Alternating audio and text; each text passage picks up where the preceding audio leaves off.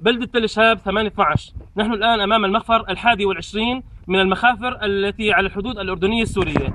تم انسحاب المخفر 17 و18 و19 من الحدود الأردنية في تل شهاب، وتم انشقاق المخفر 16. هذا المخفر حرره عناصر الجيش الحر.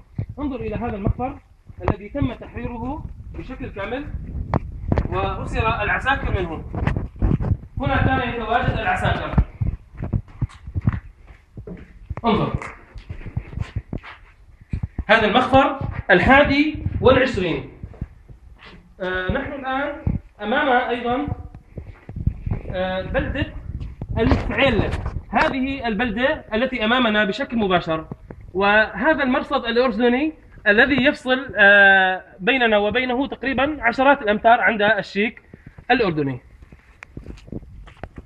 وفي الطرف الآخر من هنا بلدة الطرة التي أمامنا أيضا بشكل طولي، يعني يفصل بيننا وبين الحدود الأردنية عشرات الأمتار.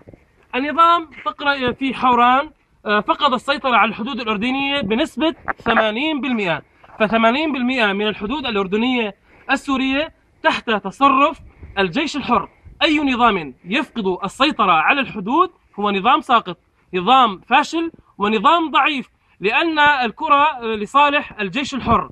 النظام يوجد فيه انشقاق بشكل يومي، وتقتل العساكر منه بشكل يومي، ويتم تحرير كتائب وسرايا أيضا بشكل يومي. فأيام معدودة وينتهي نظام بشار الأسد ويولي هو وفلوله، وسيقتلون بإذن الله سبحانه وتعالى. فبلدة تل شهاب مخافرها الآن تحت تصرف الجيش الحر، وهذا بجهود أبطال الجيش الحر.